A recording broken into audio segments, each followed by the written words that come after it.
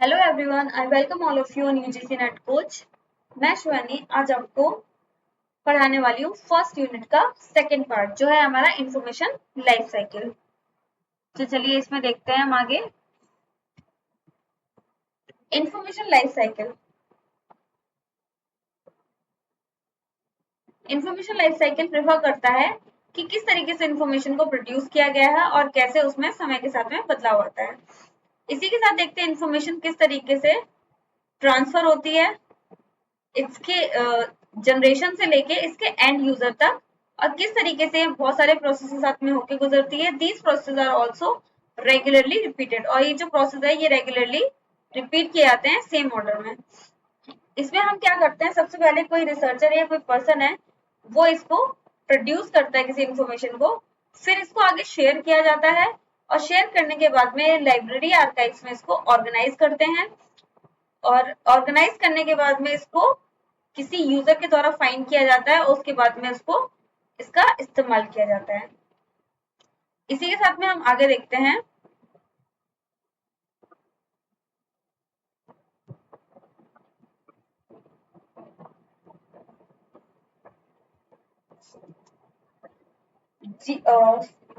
सूचना जीवन चक्र से हमारा तात्पर्य है कि सूचना कैसे उत्पन्न होती है और समय के साथ कैसे बदलती है।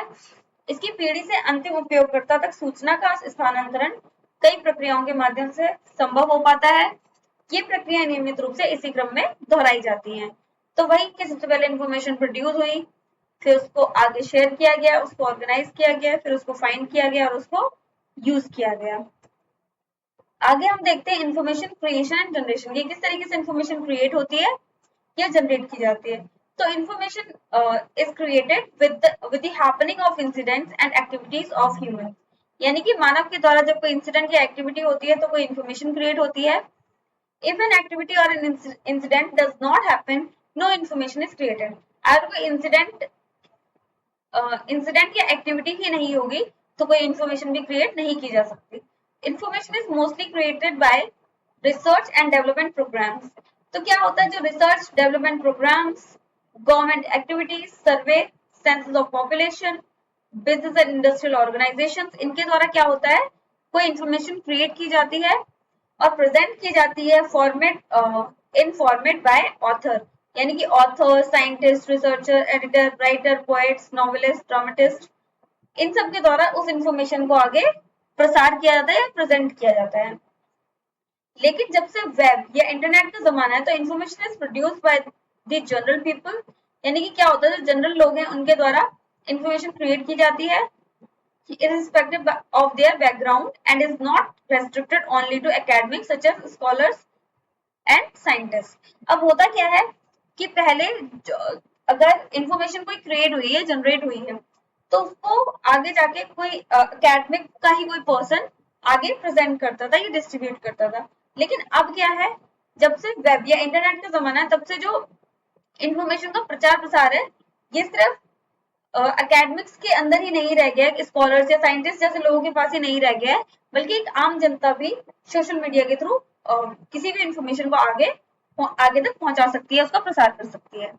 हिंदी में देखते हैं, मनुष्य की घटनाओं और गतिविधियों के घटित होने से सूचना का निर्माण होता है। यदि कोई गतिविधि या घटना नहीं होती है तो कोई जानकारी नहीं बनाई जाती है।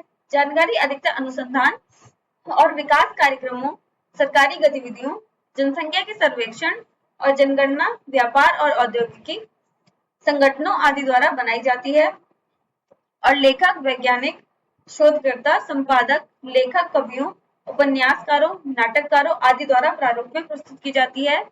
वेब पर जानकारी सामान्य लोगों द्वारा उनकी पृष्ठभूमि की परवाह किए बिना तैयार की जाती है, और यह केवल विद्वानों, वैज्ञानिकों आदि जैसे शिक्षाविदों तक ही सीमित नहीं है। Information production and dissemination.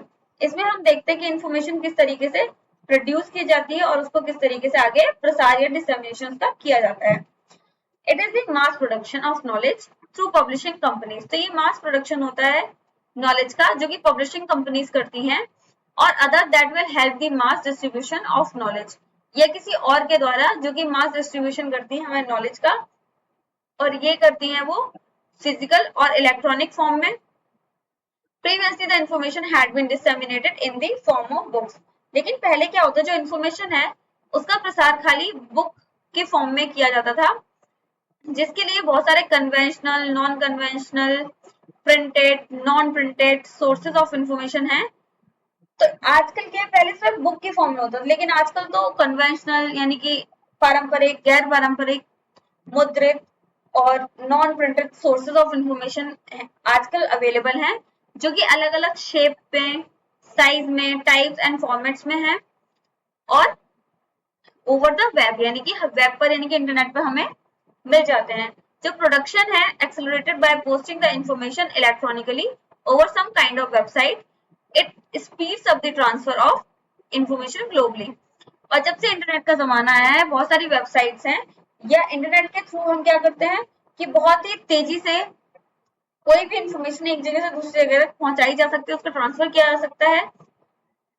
जबकि पहले क्या होता था, किसी एक बुक को यानी कि पेपर के फॉर्म में इंफॉर्मेशन को लाने में, यानी कि बुक या न्यूज़पेपर के फॉर्म में कई बार महीनों या सालों लग जाते थे, जो कि काम अब बहुत आसानी से हो जाता है।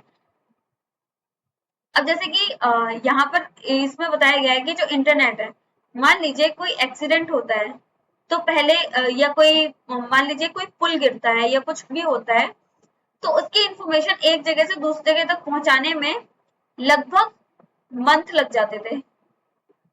लेकिन अब क्या होता है कि इंटरनेट के जमाने में वही चीज इतनी आसानी से हो जाती है कि लोग वीडियो के थ्रू या मैसेजेस के थ्रू उस इंफॉर्मेशन को बहुत जल्दी एक जगह से दूसरी जगह तक पहुंचा देते हैं। सूचना उत्पादन और प्रसार हिंदी में देखते हैं, यह प्रकाशन कंपनियों या अन्य के माध्यम से ज्ञान का बड़े पैमाने पर उत्पादन है, जो कुछ भौतिक या इलेक्ट्रॉनिक रूप में ज्ञान के बड़े पैमाने पर वितरण में मदद करेगा। पहले जानकारी पुस्तक के रूप में प्रसारित की जाती थी। आजकल सूचना के कई पारंपरिक और गैर पारंपरिक मुद्रित और गैर मुद्रित स्रोत उपलब्ध हैं, जो आकार, प्रकार और गैर प्रारूप में भिन्न है। वेब पर कुछ प्रकार की वेबसाइटों पर इलेक्ट्रॉनिक रूप से जानकारी पोस्ट करके उत्पादन में तेजी लाई जाती है। ये कागज पर प्रकाशित होने में महीनों या वर्षों के बजाय विश्व स्तर पर तीव्र गति से सूचना के हस्तांतरण को गति देता है। आगे देखते हैं हम इंफॉर्मेशन स्टोरेज, यानी कि किस तरीके से हम इंफॉर्मेशन को स्टोर करते हैं। तो जो स्टोरेज का जो प्रोसेस है, by which the information describe, जिसके द्वारा इंफॉर्मेशन को डिस्क्राइब किया जाता है एंड प्रेजेंट किया जाता है in the documents are stored, यानी कि जो डॉक्यूमेंट स्टोर होते हैं उसमें। अब क्या करते हैं, इंफॉर्मेशन को कलेक्ट किया जाता है, स्टोर किया जाता है library, documentation centres, information analysis centres, data banks, data centre, इनमें हम इंफॉर्मेशन को स्टोर करते हैं। Computer has been accepted as a boon for storing of information. Computer को एक वरदान के रूप में, कंप्यूटर एक वरदान के रूप में साबित हुआ है इंफॉर्मेशन को स्टोर करने में। It can be store a huge amount of information in the form of database. तो डेटाबेस के फॉर्म में बहुत ही बड़ी मात्रा में, ह्यूज अमाउंट में हम इंफॉर्मेशन को स्टोर कर सकते हैं।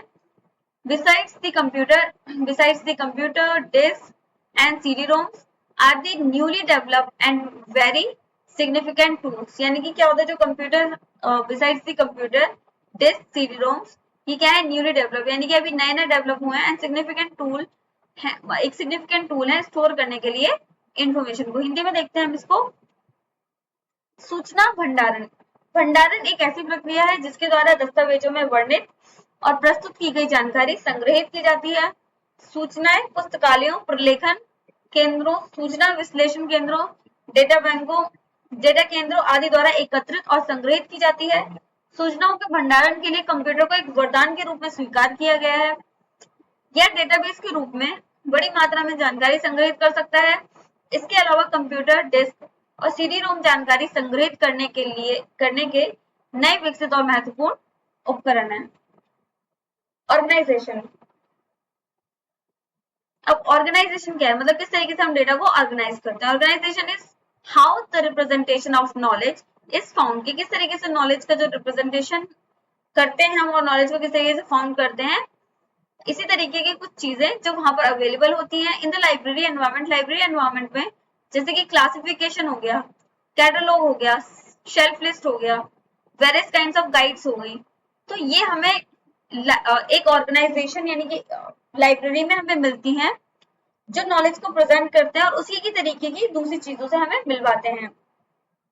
मान लीजिए कि हम क्लासिफिकेशन की बात करते हैं।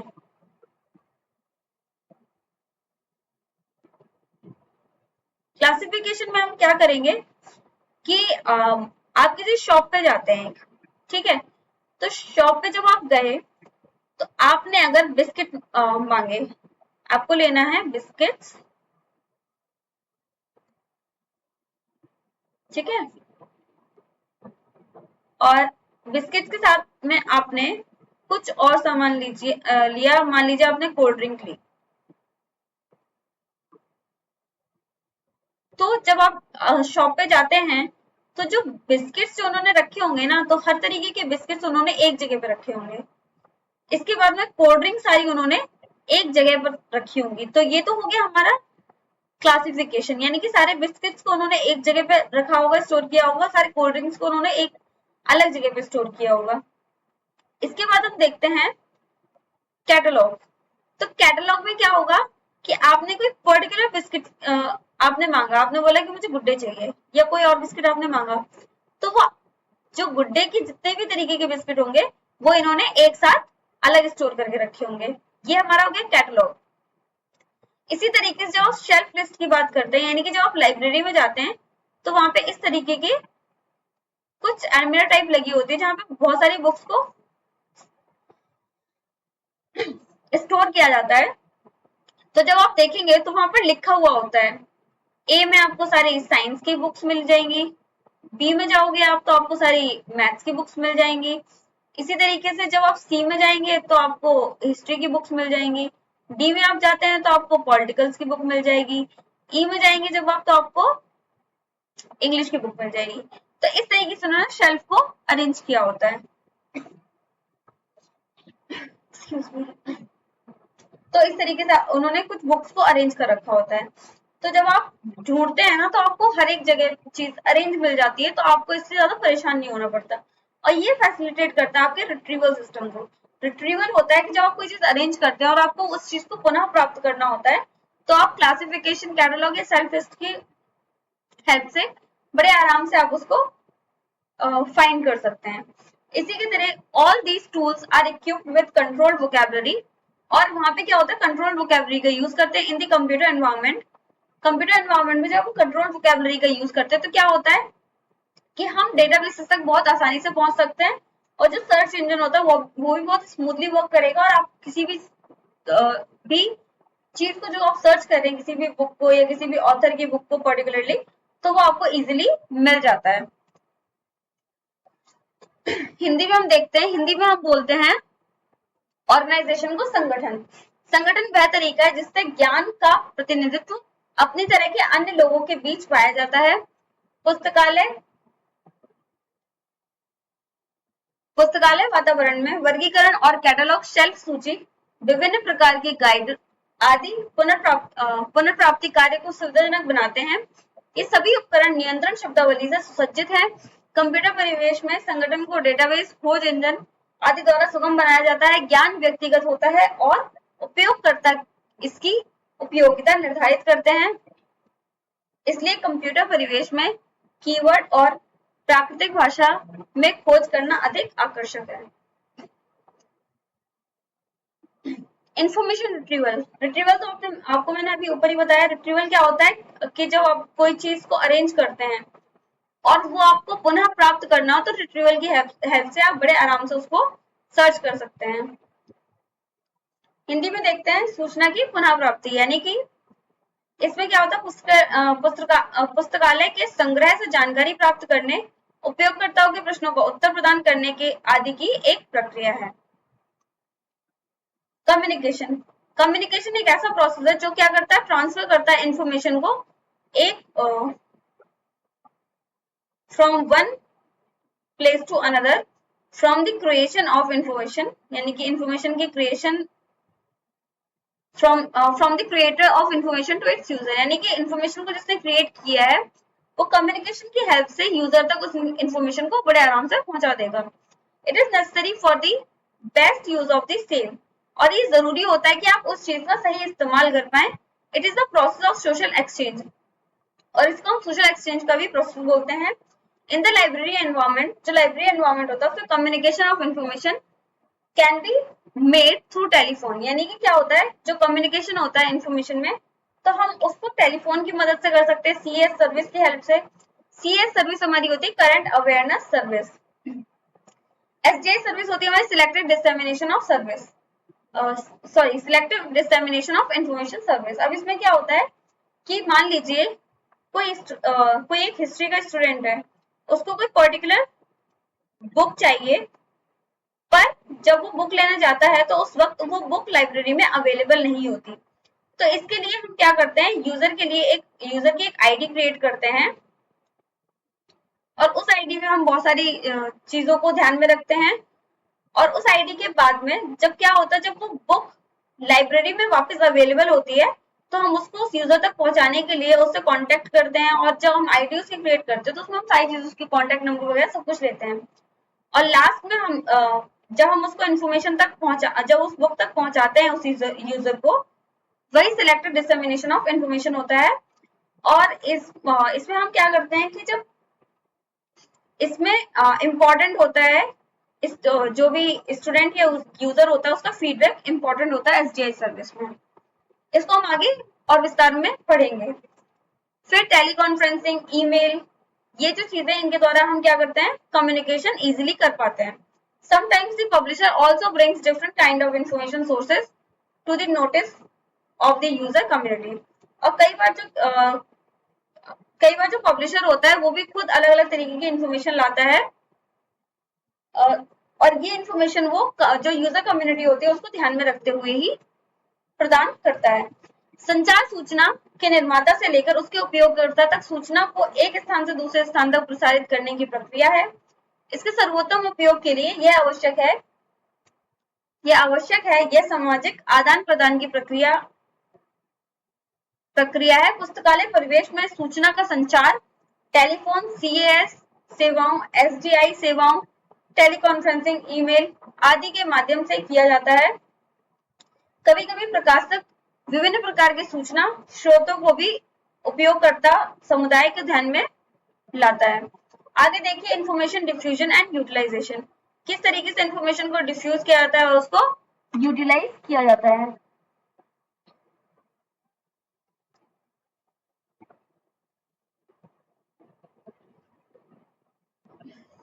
तो हम देखते हैं diffusion is viewed as a more targeted flow of information to particular segment of society.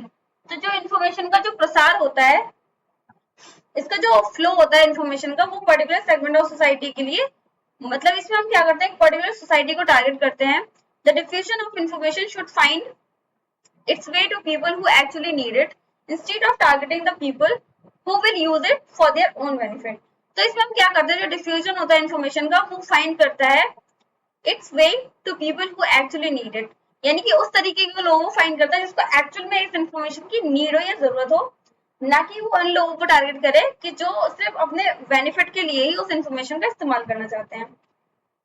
आगे हम देखते हैं utilisation is the adoption and implementation of the knowledge by the user। तो यूटिलाइजेशन में क्या होता है, यूटिलाइजेशन में जो यूजर होता है वो अडॉप्ट करता है और इम्प्लीमेंट करता है नॉलेज को। इसमें हम information is needed by each and every person of modern society for some purpose और द अदर।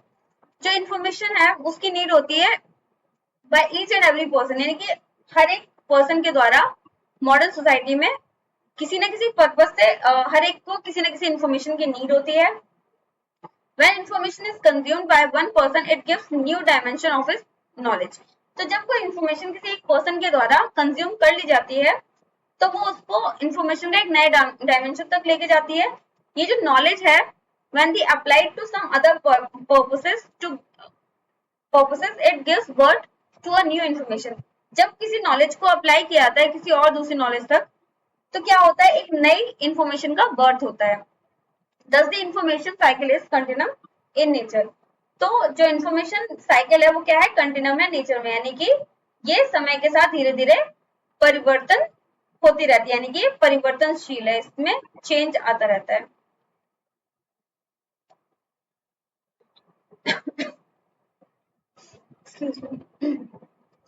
सूचना प्रसार और उपयोग।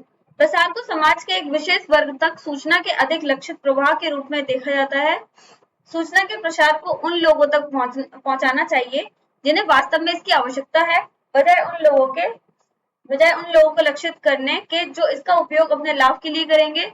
उपयोगकर्ता द्वारा ज्ञान को अपनाना और उसका कार्यान्वयन करना। आधुनिक समाज के प्रत्येक व्यक्ति को किसी न किसी उद्देश्य से सूचना की आवश्यकता होती है।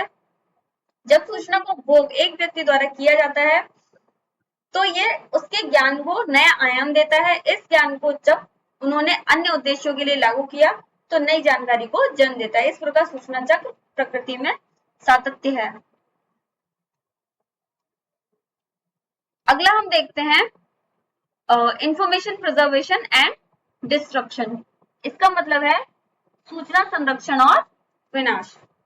अब इसमें क्या है कि हम डिफरेंट काइंड ऑफ लाइब्रेरीज, यानी कि जो अलग अलग तरीके की लाइब्रेरीज होती हैं जैसे और आर्काइव्स होती हैं, वो ट्राई करते हैं कि किस तरीके से इंफॉर्मेशन को अलग अलग फॉर्मेट में हम स्टोर कर सकें या उसको प्रिजर्व कर सकें। Over web, the internet archive and the cache page of search engines are serving some purpose in this regard. तो क्या होता है कि हम काफी सारी वेबसाइट या इंटरनेट आर्काइव्स को भी देख सकते हैं जो इस पर्पस के लिए हमें सर्व करते हैं कि हम वहां पर भी अपनी सूचना को या इंफॉर्मेशन को वहां पर प्रिजर्व कर सकें। The information that is less frequently accessed और has met its assigned retention periods may be considered for relocation to an archive। अब होता क्या है, जो इंफॉर्मेशन है वो अक्सर एक्सेस की जाती है और has met its assigned retention periods may be considered for relocation, यानी कि हमें कई बार इंफॉर्मेशन को एक जगह से दूसरी जगह पे रिलोकेट करना पड़ता है किसी आर्काइव में। Then from the archive it needs to be weeded at some time. तो इसी तरीके से क्या होता है, हमें जरूरत पड़ने पर इसको वीड आउट भी करना पड़ता है, यानी कि वीडिंग आउट जरूरी है इंफॉर्मेशन का समय समय पर। और other by means of appropriate procedure for the content. अब कई बार क्या होता है, मान लीजिए एक लाइब्रेरी है, यहाँ पे काफी सारी बुक्स हैं जो कि हम अलग अलग पर्पज से उनको यूज कर रहे हैं, अलग अलग। अब इस यहाँ पर बहुत सारी बुक्स हैं जिनको अलग अलग बच्चे अलग अलग पर्पज के साथ में या रिसर्चर कई बार उसको यूज कर रहे हैं। पर क्या हो रहा है कि कुछ बुक्स, मान लीजिए ये मान लीजिए कुछ बुक्स ऐसी हैं जिनका इस्तेमाल काफी लंबे समय तक नहीं हुआ है। तो इसको क्या करना पड़ता है, इसको हम रीलोकेट करते हैं, यानी रीलोकेट करने के लिए हम इनको फेंकेंगे नहीं या कबाड़ में नहीं देंगे, हम इन बुक्स को उठाकर किसी और लाइब्रेरी में भेज देंगे। हो सकता है वहां पर इनका यूज अच्छे से हो सके, तो इसको हम रीलोकेट करेंगे एक जगह से दूसरी जगह। क्योंकि कई बार होता है कि कुछ लिमिटेड बुक्स ऐसी होंगी जो बार बार यूज में नहीं आती है, क्योंकि उस तरीके के बच्चे उस लाइब्रेरी में हो सकता है अवेलेबल ना हो, या वो जो भी बच्चे या रिसर्चर आते हैं उनकी नीड की ना हो। तो इसलिए हम उन बुक्स को उठा के दूसरी लाइब्रेरी में रीलोकेट कर देंगे। सेम हम ऐसा इंटरनेट आर्काइव पे भी कर सकते हैं या वेब आर्काइव पे भी कर सकते हैं। इसी को हम वीडिंग आउट पॉलिसी भी बोलते हैं कि हम उन बुक्स को वहां से हटा दें। सूचना संरक्षण और विनाश। विभिन्न प्रकार के पुस्तकालय अब लेखागार विभिन्न प्रारूप में जानकारी को संरक्षित करने का प्रयास कर रहे हैं। वेब पर इंटरनेट संग्रह और खोज इंजनों में कैस्ट पेज इस संबंध में कुछ उद्देश्य पूरा कर रहे हैं।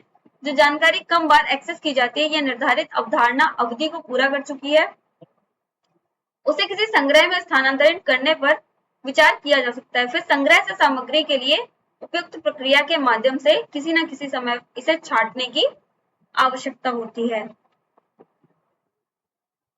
Thank you very much. तो ये था आपका आज का topic information life cycle. Hope so आपको समझ आया हो। हम अगली क्लास में फर्स्ट यूनिट के ही नेक्स्ट जो पार्ट रहेगा हमारा थर्ड पार्ट उसको करेंगे। तो मिलते हैं नेक्स्ट क्लास में, और अच्छे से पढ़िएगा, आप भी अच्छे से एग्जाम की तैयारी करिएगा। Thank you very much.